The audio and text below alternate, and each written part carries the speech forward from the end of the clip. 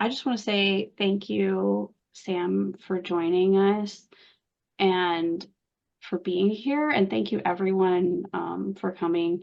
Every time we do one of these book launches, it means so much to me because we have so many volunteers at IFP and we put so much effort into every single book that we do. It's like a lot of work.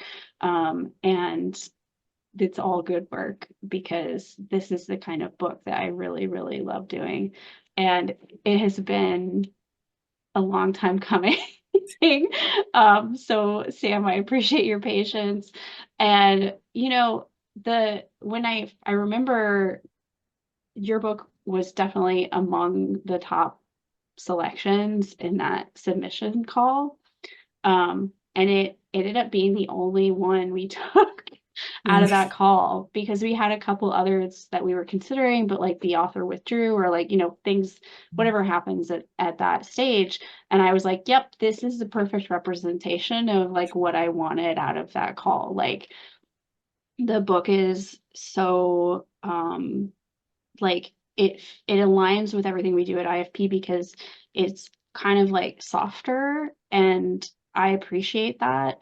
And it has these beautiful sensitive characters who people really seem to be loving and really enjoying. And it's such a delightful book to read. And every time we edit it, like we work together on the editing, every time you would send me a new draft or like respond to something, I was like, oh, this is getting so good. Like, it was a really great draft to begin with, but like that process also felt really fulfilling for this book in particular.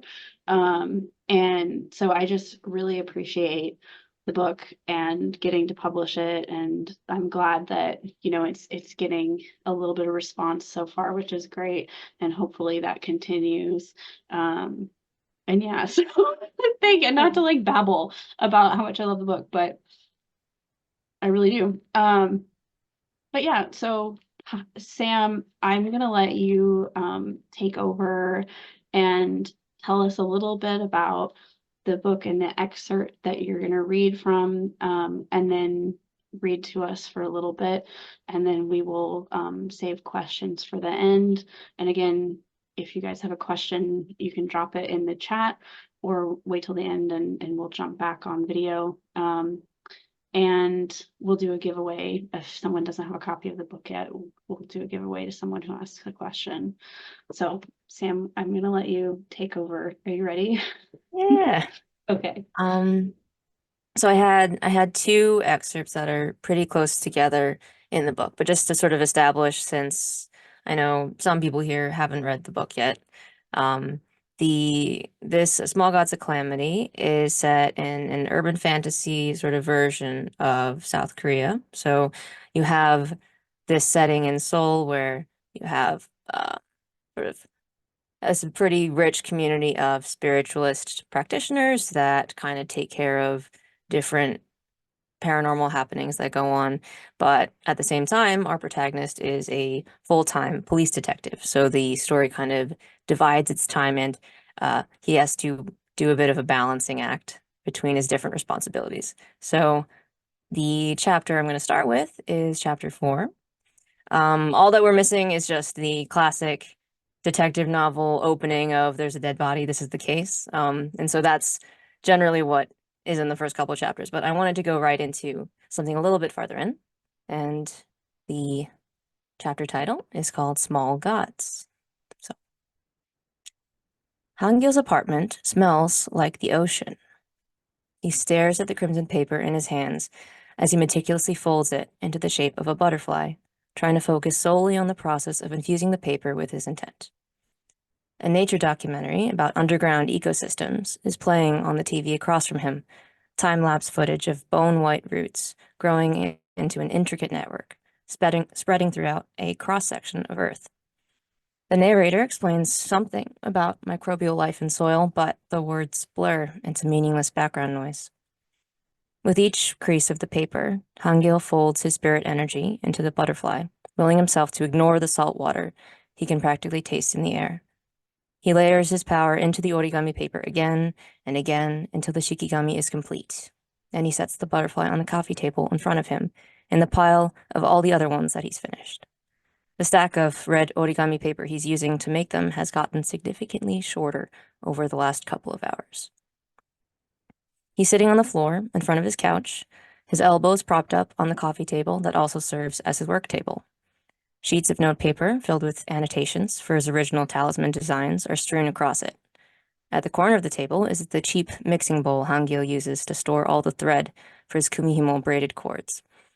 2 of his kumihimo weaving discs rest on top of the pile of thread spools in the bowl. Third foam disc, with the still-in-progress cord occupying it, is probably wedged somewhere between the couch cushions behind him. The TV across the room is now displaying close-up shots of earthworms wriggling through the dirt. Han-gil leans back, resting his head on the seat of the couch. Without looking, he grabs his right hand with his left and digs his thumb into the scar on his palm. He knows there's not much point in massaging a scar that's 16 years old, but at this point, it's something of a self-soothing exercise. He knows the seawater smell isn't really there. It can't be.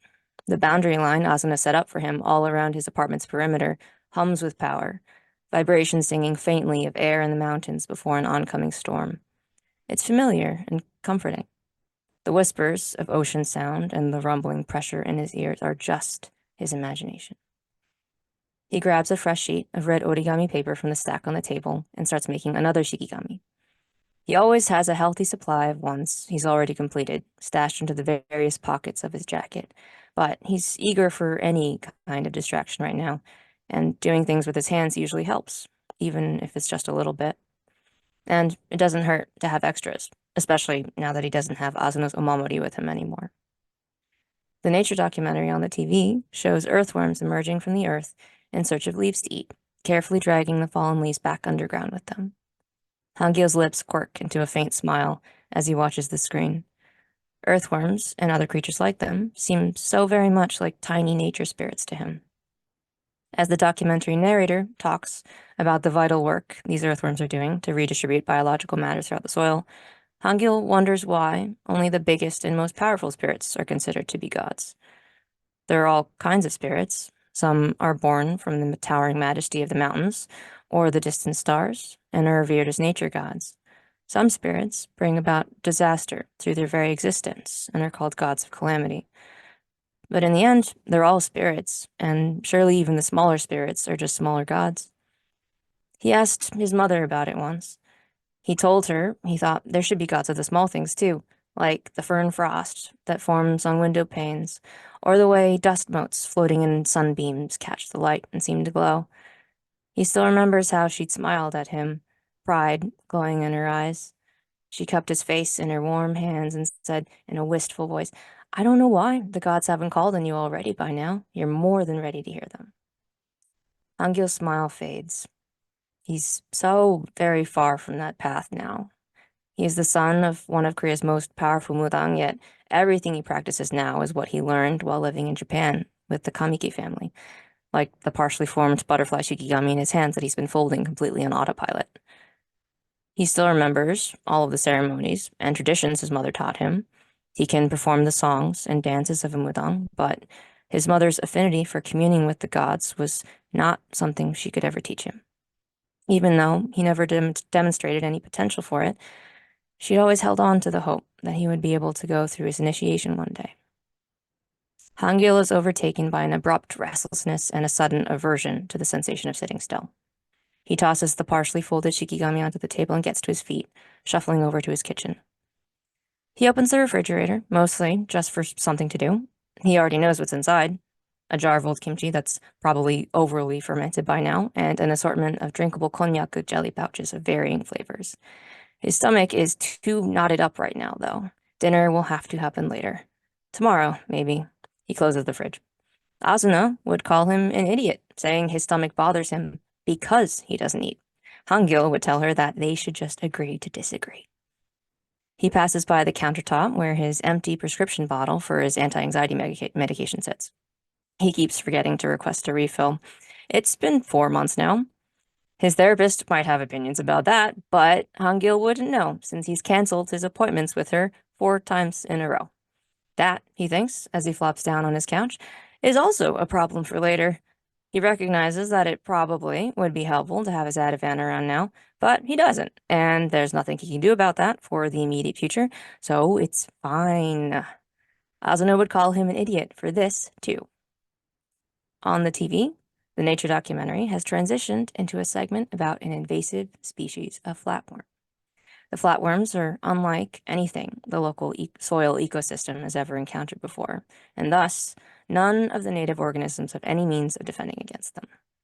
Han-gil stares vacantly at the footage of a flatworm devouring an earthworm whole as the documentary narrator talks about how the flatworms can also reproduce very quickly via fragmentation, making their growing population impossible to mitigate. Well, if there are small nature gods, then it would make sense for there to be small calamity gods too, Han-gil thinks dully. He grabs the remote and shuts the TV off. The seawater smell in the air comes back in full force in the resulting quiet.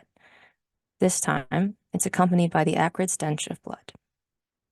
Han-gil knows he should try and sleep. He's exhausted, the level of tired that feels like he's been carved out hollow, but he also doesn't want to close his eyes. He grabs his discarded field jacket that's draped over the armrest of his couch and drags it over himself like a blanket as he curls up on his side. He stares into space, breathing in and out on a count of 4. And then there's a scene break, and here is a memory. Han-gil remembers his mother's last dance on the edge of a blade. Kim Isu was dressed in white and red, the long flowing sleeves of her hanbok swirling around her as she spun in place, dancing barefoot along the razor edge of the jakdu, a massive straw cutter. The blade of the jakdu pressed into the soles of her feet with each step, but she did not bleed.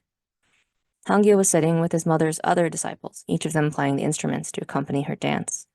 The crashing cymbals and rhythmic pounding of the hourglass drums were like the heartbeat of the universe. The notes of Han-gil's bamboo flute floated on top of the rising pressure in the room, the smell of mulberries and bronze wind chime sounds of his mother's spiritual presence filling the air. Han-gil could almost hear a breeze rustling through the mulberry tree's branches, the wind chimes ringing sweetly, mingling with the music. And floating over it all was the sound of cloth streamers flapping in the wind that Han-gil knew to be the sign of Woju's presence, the god his mother had called upon to lend her strength. His mother held her fan in her right hand. Pinned to the bottom of the fan's handle were 5 colored banners, blue, yellow, red, white, and black ribbons fluttering with every sweeping arc of her arm. Her other hand brandished her rattle of brass bells, the bells dangling from the end of it, ringing brightly as she chanted, halfway between speaking and singing. Across the room from her was the boy, Shin Yoonhae. He was the victim of a mysterious kind of spirit possession that had sealed away his hearing, his sense of touch, taste, smell, everything except for his vision, leaving him deaf and numb to the world. He sat on the floor with his knees pulled up to his chest, his bony shoulders hunched.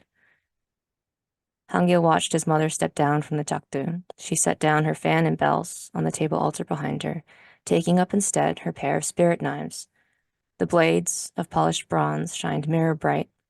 She held one in each hand as she walked towards Shin Yoonhae. Her gaze was piercing, as if it too had been honed into a cutting weapon. She swung the knives, slicing the air around Shin Yoonhae, never touching his skin, but close enough to try and cut away the spirit that was clinging to his body. "Come out," she roared, her voice like the tempest itself. Han-gil remembers thinking his mother looked invincible in that moment. He misses that feeling, but he knows better now. And that is that section. And then I wanted to skip ahead a little bit, just 2 chapters in, to get a little bit more of another character that shows up. So this is chapter 6, A Familiar Song. Han-gil walks out of the shop and hears something like a glass harp being played. Water singing against crystal. It echoes gently, a familiar sound that he can't quite place. The source of the glass harp sound is the man waiting at the curb. He looks young, bird-boned and long-limbed, and dressed casually in a heather gray sweatshirt and joggers that make him seem like a university student. He holds himself with perfect posture, as if he's standing at attention. The young man meets Han-gil's eyes for a second before he looks down. Han-gil can't see any visible injuries on him, no obvious cause of death. He could have died from something subtle that didn't leave any marks. He also just as easily could not be dead at all. The problem with psychics is the more concentrated their spiritual power, the harder it is to know the difference between them and ghosts. In this case, Han-gil honestly can't tell.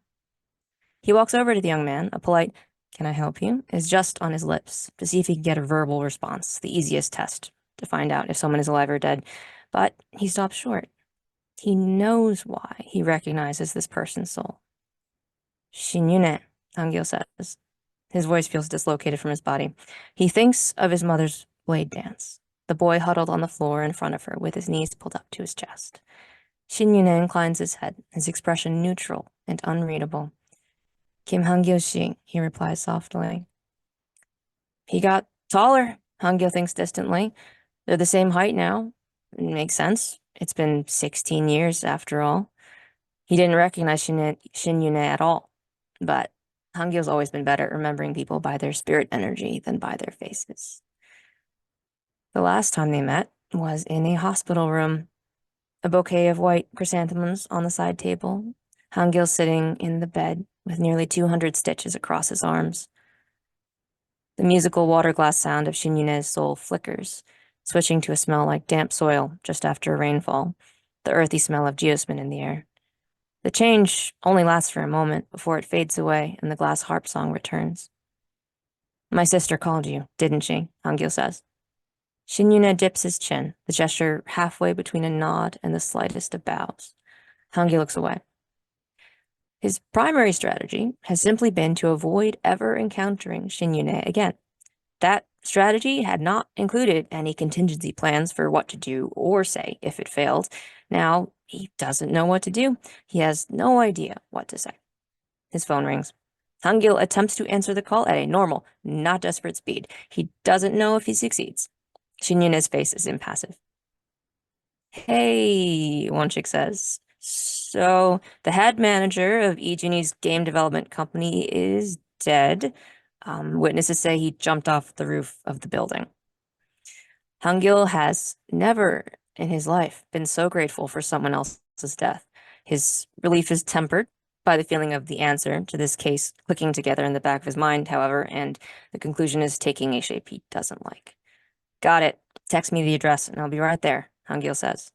He ends the call and turns back to Shin Yoonhae. "That was my partner calling about a dead body. I have to go." "I understand. If you could share the address of the body's location, I can meet you there," Shin Yoonhae says, his voice even. For all his polite appearances, it does not sound like a request. Han-gil rattles off the address, half hoping that Shin Yoonhae won't hear it correctly before he makes a hasty retreat to his car. And then, cutting straight to a phone conversation. "You called him," Han-gil accuses Asuna, starting the conversation in Korean right off the bat because he's driving in his car and he can yell anything he wants in relative privacy. "Yes," Asuna replies, also in Korean, unfazed. "Shin Yoonhae has been one of Sandara's part-timers for years, since before you graduated from university. He has the experience, and his skill set is especially useful for investigation. He'll be able to help you until I get back." Her tone over the phone is direct and unapologetic. He knows her facial expression would tell him the exact same thing if he could see it.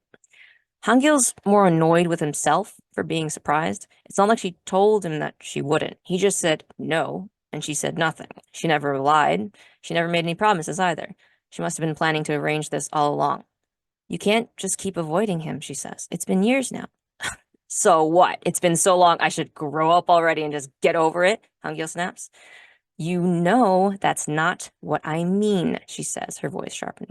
"But fine, if you want to play it that way. You avoiding Shin Yoonhae and pretending he doesn't exist solves absolutely nothing. If anything, it's sabotaging our investigation. He can help. He wants to help. And more importantly, of all the people in the spiritualist community, he is the only psychic alive who has actual personal experience being possessed by a worm spirit. He's already sent me valuable information and tipped me off about cases of worm activity on numerous occasions. He'd be even more useful if he could get directly involved. But because he knows you don't want to see him, he's been keeping his distance all this time because he wants to respect your wishes. She pauses, exhaling. When she resumes speaking, her tone is gentler, without the steel edge of frustration. Somehow, that makes Han-gil feel even worse. Last time, the worm's host stabbed your old partner and broke 2 of your ribs, she says. You can't do this alone, Kira. You'll die. Nuna, I can't work with him, Han-gil says. His voice sounds small to his ears. He doesn't know what to say. He doesn't even know if he can look Shin Yoonhae in the eye. There are still echoes of the old resentment and anxiety, but mostly there's just the sinking feeling of guilt. I know, Asuna says, but you can. You just don't want to. And I'm going to cut it off there. That was awesome. I always love hearing an author read their work because just like the way you read it is so empathetic to the characters, and like I can hear the characters' voices in your voice, and that is fantastic. So yeah, that's Small Gods of Calamity from Sam Kyung Yoo, and it's so good. If you don't have a copy yet, oh, please buy one. But Sam, we're gonna open it up for questions now. So if y'all want to turn your videos on to ask a question, you're welcome to, or you can drop a question in the chat. One question that I want to ask, and bear with me, find my note. So one of the things that I love about the book is how the main character engages with this like ability to kind of communicate with ghosts, and you do it in this like tactile, beautiful, sensory way. And so can you talk about like how you came up with that and your thought process behind it? Yeah. So I think a big part of it was just trying to, because like writing in close third point of view is a lot of fun because you want to get as much in it sounds weird to say, but like as much in the character's body while also being able to like describe for everyone else what is going on, like how they're processing what's going on around them. And I was just, it was genuinely, it came from me trying to make sense of what does it feel like to like to perceive a ghost. Like obviously in a lot of supernatural genres, it's just like you see them, it's cold or whatever. But thinking about it in more detail, because there's so much that it doesn't really like it doesn't make sense to just be able to describe a sense that you've never had, I think, for in a way that feels grounded. It's I guess, the very stereotypical like trying to describe a color to someone who's never seen colors before, right? It feels very odd. And so I wanted it to be more kind of closely connected with our experiences. And I thought, why not have it be just a crazy hodgepodge of your brain kind of mapping out something maybe less explainable, like paranormal, onto the senses that you already have to work with. And it also just kind of it it became a lot of fun actually in a sort of poetic way to get to delve into what, how somebody's spirit energy comes across and what that says about their identity, or even just what it says about someone who, they maybe see, like for a thing that isn't in the excerpt I read, for Asuna, Han-gil's adopted sister, she sees like colored flames almost as a way of processing that information. Whereas for Han-gil, he hears and smells and sort of tastes things. And spoilers for Shin Yoonhae, it's very tactile for him with like textures or pressure or things like that. And I think it also just was fun to get into the getting to look at different points of view for characters where you just have a totally just other side of subjective reality essentially. And it lends itself well to not only having that person's life experiences, but also the characters, just literally the spirit sense is different, and so the whole world looks different to them. And I enjoyed that a lot. I love how you do that without making it like overwhelming for the reader. You know what I mean? Like a lot of times when you have characters with different sort of experiences of reality, for lack of a better way of describing Yeah. it. Yeah, it can be challenging for the reader, but like you handle it so well and it is never like confusing or unclear or anything. And so, and it is this like beautiful, there's this beautiful ocean sea kind of metaphor that goes through the book, that really is poetic and lyrical, like you were saying. So yeah. Catherine said, I thought the nature imagery and the documentary content was interesting. So can you talk about how nature is incorporated into the story? Yeah, no, definitely. I mean, I think I've jokingly said that like this book is very much like an amalgamation of my love of like detective or crime fiction, as well as just the fact that I grew up on Animal Planet and the Discovery Channel. Um, and just very similar to what I was saying about Spirit Sense being kind of this like synesthesia adjacent in like our normal senses, but just a little bit odder.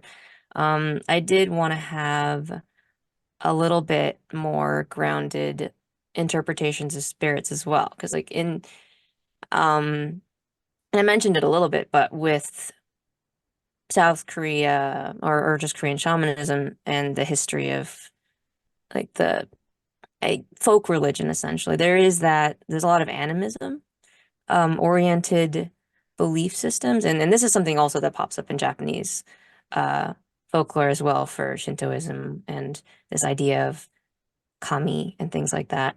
And I wanted to kind of touch on that a little bit, but in a just, yeah, in a little bit more like physically connected way.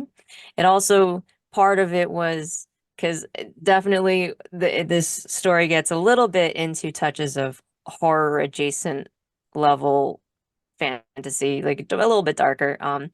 And definitely just a striking image I had was just when I was learning about the horsehair worms, the parasitoids.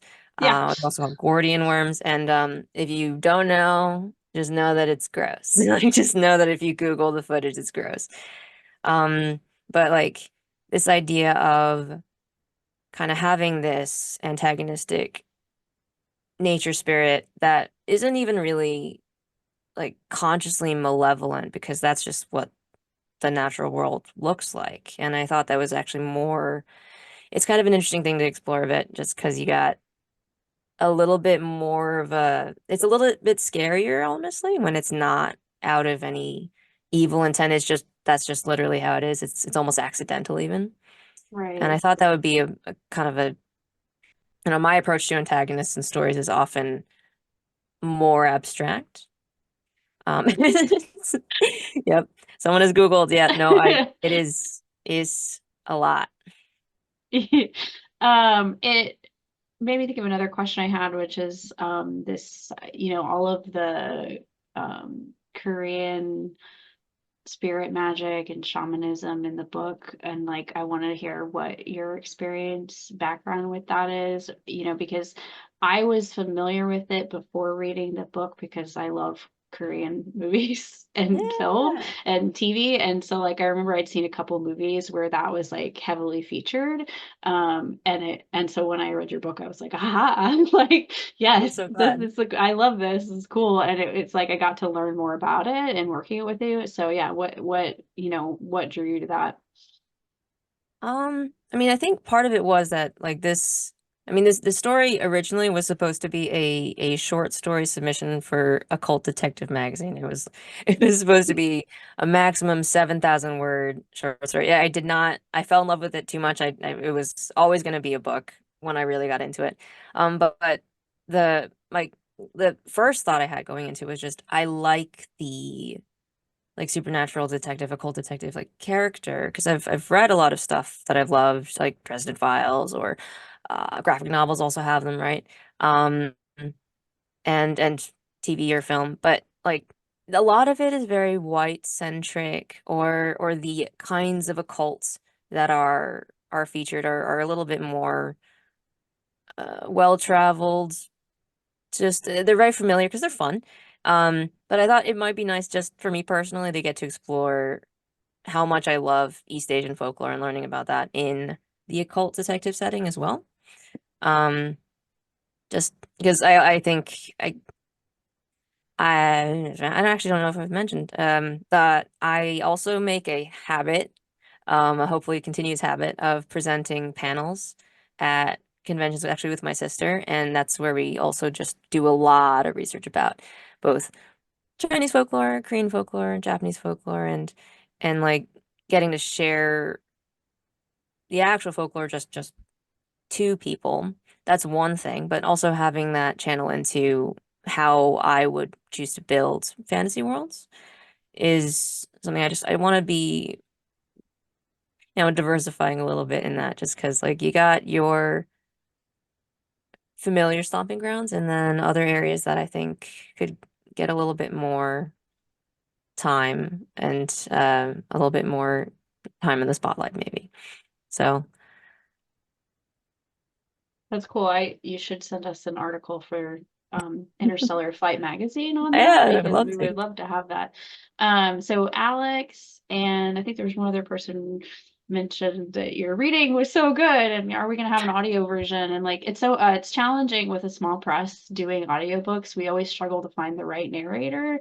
And like if you do want to do an audiobook version where you read it, Sam, I would love that. And it would make my life a lot easier. But I know it's so much effort to do that. Um, But just put it on I in your brain I and think will about it. say I am definitely because I get very nervous about reading out loud, but like I do like it a lot, especially just because in particular my approach to writing is that I want it to be how it sounds when I think. Yeah. Which part of that actually is I know you mentioned that earlier that you appreciated that it's not very overwhelming, and I thank you so much because I try really hard to not do that because I want it to be my brain friendly and other people's brains friendly as well.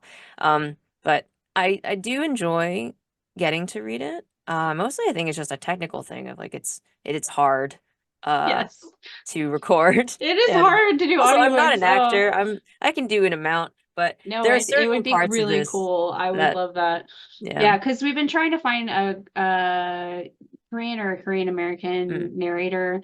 And then kind of like gender. Like I was like, I don't want someone that sounds like super, super masculine or, because these characters are in that sort of fluid space, or at least that's my interpretation. Yeah. No, I agree with you. Yeah, It's so fair. like that's been challenging. Like you're not just looking for a certain type of narrator. So yeah, anyway, think about that. You need a Korean American non-binary Yeah, narrator that's also good at challenging. acting. Yeah, think about it. Anyway, so Erica, I haven't forgotten about your question. I've just been saving it for the end.